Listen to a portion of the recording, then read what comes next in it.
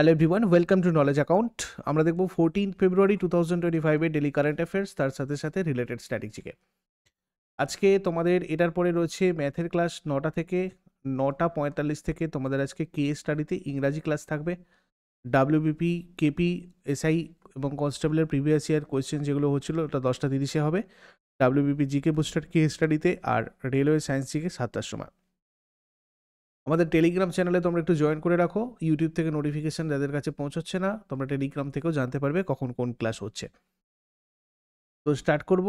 আজকে প্রথম প্রশ্ন আমাদের, কোন ভারতীয় ক্রিকেট খেলোয়াড় আইসিসি মেন্স চ্যাম্পিয়ন্স ট্রফি 2025 এর অ্যাম্বাসেডর হিসেবে নিযুক্ত হয়েছেন? Shikhar Dhawan ICC men's champions trophy 2025-এর অ্যাম্বাসেডর হিসেবে নিযুক্ত হয়েছেন। ইন্টারন্যাশনাল ক্রিকেট কাউন্সিল ভারতের শিখর ধাওয়ান, আর পাকিস্তানের সরফরাজ আহমেদ, অস্ট্রেলিয়ার সেন ওয়াটসন, নিউজিল্যান্ডের কিংবদন্তি ফাস্ট বোলার টিম সৌদিকে আইসিসি পুরুষদের চ্যাম্পিয়ন্স ট্রফি 2025-এর অ্যাম্বাসাডার হিসেবে নিযুক্ত করেছে।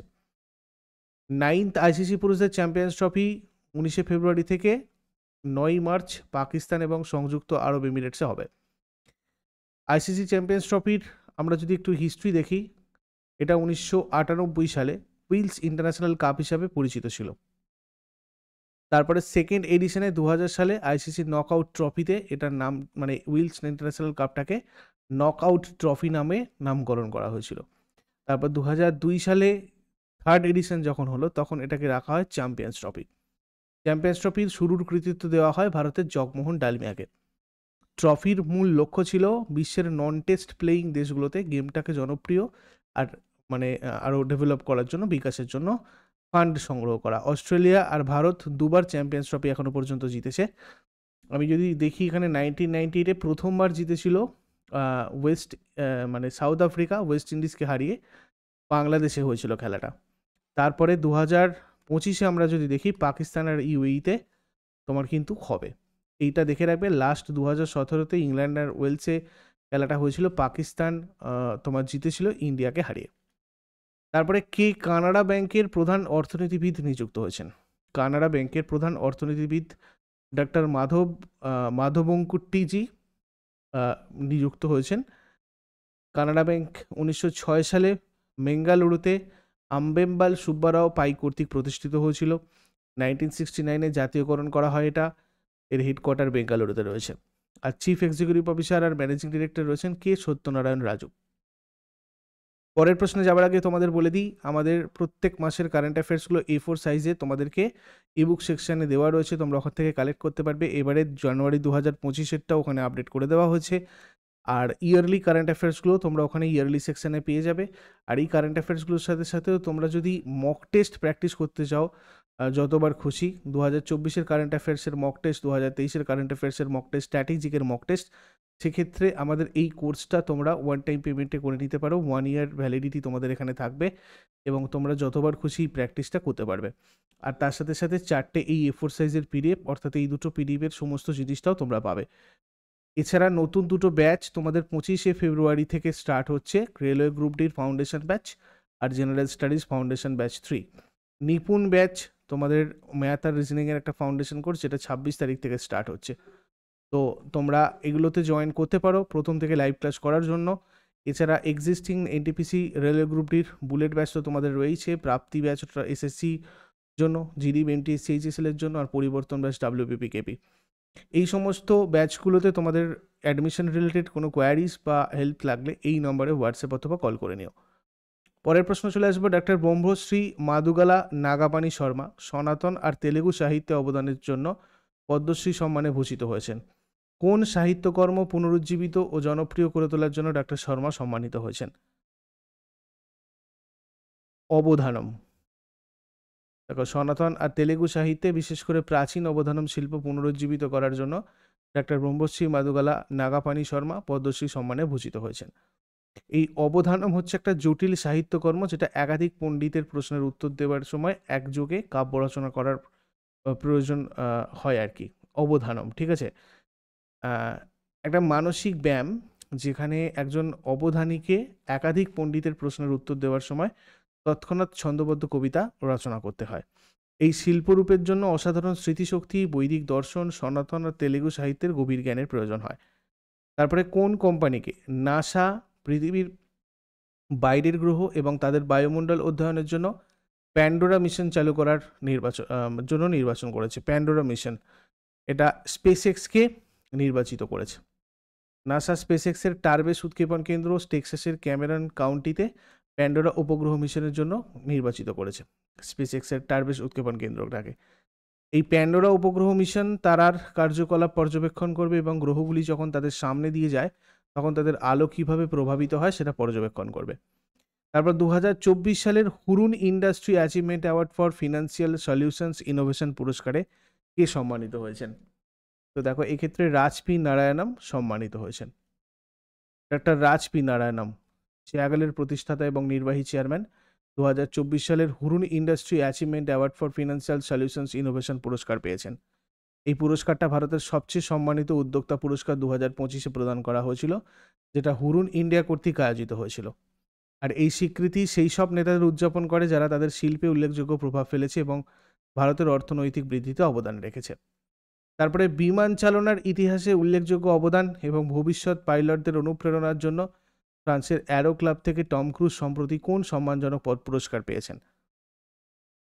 দ্য গ্র্যান্ড মেডেল পেয়েছেন। এটা মেডাইল না, অ্যাকচুয়ালি দ্য গ্র্যান্ড মেডেল এটা পেয়েছেন বিমান চালনায় উল্লেখযোগ্য অবদান আর ভবিষ্যৎ পাইলটদের অনুপ্রেরণার জন্য। বিশ্ব সরকার সম্মেলনের সময় অনুষ্ঠিত একটা অনুষ্ঠানে অ্যারো ক্লাব ডি ফ্রান্সের সভাপতি ক্যাথরিন মনৌরি এই পুরস্কারটা প্রদান করেন। এই গ্র্যান্ড মেডেল যেটা বিমান চালনাতে উল্লেখযোগ্য অবদানের জন্য অ্যারো ডি ক্লাব ফ্রান্স কর্তৃক প্রদত্ত সর্বোচ্চ সম্মান, 1898 প্রতিষ্ঠিত হয়। 2025 সালের ওয়ার্ল্ড গভর্নমেন্ট সামিট দুবাইতে 3 জন ভারতীয় ছাত্রের তৈরি কোন অ্যাপ্লিকেশন গ্লোবাল বেস্ট এমগভ অ্যাওয়ার্ডে ব্রোঞ্জ পুরস্কার জিতেছে? তো এটা জিতেছে অ্যাক্সেস ওয়েতে। ঠিক আছে, মোবাইল সরকারি পরিষেবা এবং সামাজিক অগ্রগতির জন্য উদ্ভাবনী প্রযুক্তিগত সমাধানের স্বীকৃতিস্বরূপ এই পুরস্কার প্রদান করা হয়েছে। 3 জন শিক্ষার্থী হচ্ছেন সাগর তেওয়াটিয়া, টিম লিড অভিনব মিশ্রা এবং অনুষ্কা সিং। তাদের অ্যাপ্লিকেশন অ্যাক্সেস ওয়ের জন্য স্বীকৃতি দেওয়া হয়েছে, যেটা একটা এআই বেসড প্ল্যাটফর্ম, যেটা অগমেন্টেড রিয়েলিটি মানে কৃত্রিম বুদ্ধিমত্তা এবং ক্রাউড সোর্সড ডেটা মানে একসাথে প্রতিবন্ধী ব্যক্তিদের জন্য অ্যাক্সেসযোগ্য নেভিগেশন, সামাজিক সংযোগ আর জরুরি সরঞ্জাম সরবরাহ করে, মানে টুলসগুলো ডিস্ট্রিবিউট করে আর কি। ভারতের কোন রাজ্যে গুইলেন বারে সিন্ড্রোমের প্রাদুর্ভাবের খবর পাওয়া গেছে? গুইলেন বারে সিন্ড্রোমের প্রাদুর্ভাবের খবর পাওয়া গেছে মহারাষ্ট্রে। বিরল গুইলেন বারে সিন্ড্রোমের কারণে প্রথম মৃত্যু হয় মুম্বাইয়ের VN দেশাই হাসপাতালের 53 বছর বয়সী হাসপাতালের একজন কর্মীর। মহারাষ্ট্রের এই গুইলেন বারে সিন্ড্রোমের কারণে টোটাল এখন 8 জন মৃতের সংখ্যা দাঁড়িয়েছে। এইটা অ্যাকচুয়ালি একটা বিরল অটোইমিউন রোগ, যেখানে একজন ব্যক্তির ইমিউন সিস্টেম ব্যক্তির পেরিফেরাল স্নায়ুকে আক্রমণ করে। এই রোগটা শরীরের স্নায়ুকে প্রভাবিত করে, যেটা পেশি চলাচল নিয়ন্ত্রণ, ব্যথা, তাপমাত্রা, স্পর্শ সংবেদন প্রেরণ করে।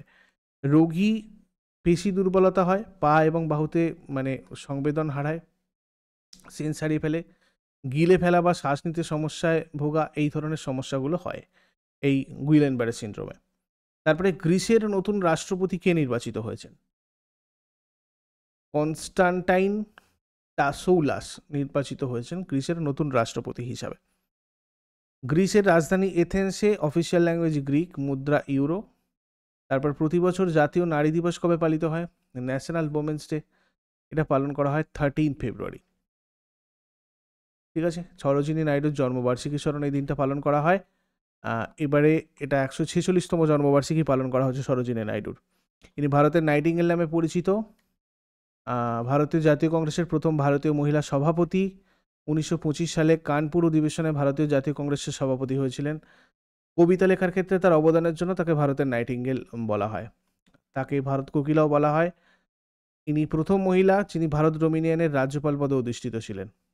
সংযুক্ত প্রদেশের রাজ্যপাল হয়েছিলেন 1947 সালে। আগের দিনের হোমওয়ার্কগুলো সবাই মিলিয়ে নাও। পশ্চিমবঙ্গের প্রথম মহিলা রাজ্যপাল কে ছিলেন? এর উত্তরে যাবে পদ্মজা নাইডু। ভারতের প্রথম মহিলা রাষ্ট্রপতি কে ছিলেন? এর উত্তরে যাবে প্রতিভা পাটিল। আর আজকে তোমাদের জন্য প্রশ্ন থাকবে, বলাই চাঁদ মুখোপাধ্যায়ের ছদ্মনাম কি? WTOর সদর দপ্তর কোথায় অবস্থিত? শেষকালে কমেন্টে জানাও। চট করে আগের দিনেরগুলো কুইক রিভাইজ করে নেবো। যারা যারা লাইভ ভিডিও অ্যান্সার করো। 30 ফেব্রুয়ারি 2025 এর কোয়েশ্চেন্স কি ছিল? করাপশন পারসেপশন ইন্ডেক্স 2024-এ ভারত কোন অবস্থানে রয়েছে?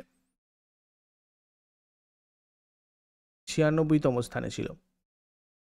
2025 প্যারা archery Asia cup world ranking tournament ভারতীয় দল কতগুলো পদক জিতেছে? এই টুর্নামেন্টে ভারত মোট কতগুলো পদক জিতেছে? 12টা পদক জিতেছে। কোন ভারতীয় রাজ্য নতুন চামড়া আর পাদুকা নীতি প্রণয়ন করেছে রপ্তানি বৃদ্ধি আর প্রযুক্তিগত উন্নয়নের জন্য? উত্তরপ্রদেশ। সম্প্রতি আন্তর্জাতিক ক্রিকেটে 600 উইকেট নেওয়া পঞ্চম ভারতীয় বোলারকে? Ravindra Jadeja. Olympic sports games 2027 কোথায় অনুষ্ঠিত হবে? রিয়াদে। হিন্দুস্তান এরোনটিক্স লিমিটেডের HJT-36 জেট প্রশিক্ষণ বিমানের নতুন নাম কি? জিয়াসাস।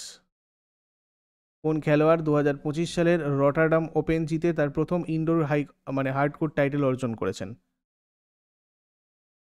Carlos Alcaraz. কোন রাজ্য 2025 সালে ড্রোন প্রচার আর শিল্পনীতি অনুমোদন করেছে? মধ্যপ্রদেশ। কোন দেশ ইনভিট্রো ফার্টিলাইজেশন এবং ইন্ট্রাসাইটোপ্লাজমিক স্পার্ম ইনজেকশন পদ্ধতি ব্যবহার করে প্রথমবারের মতো কাঙ্গারুর ভ্রূণ সৃষ্টিতে সফল হয়েছে? অস্ট্রেলিয়া। এগুলো ছিল তোমাদের আগের দিনের কোয়েশ্চেন। ইউজফুল বলে মনে হলে লাইক করো, শেয়ার করো, কমেন্ট করে ফিডব্যাক জানাও। আর প্রতিদিন সকাল 6টার সময় ডেলি কারেন্ট অ্যাফেয়ার্সের আপডেটের জন্য নলেজ অ্যাকাউন্টকে সাবস্ক্রাইব করে বেল আইকন প্রেস করে অলে ক্লিক করে নাও।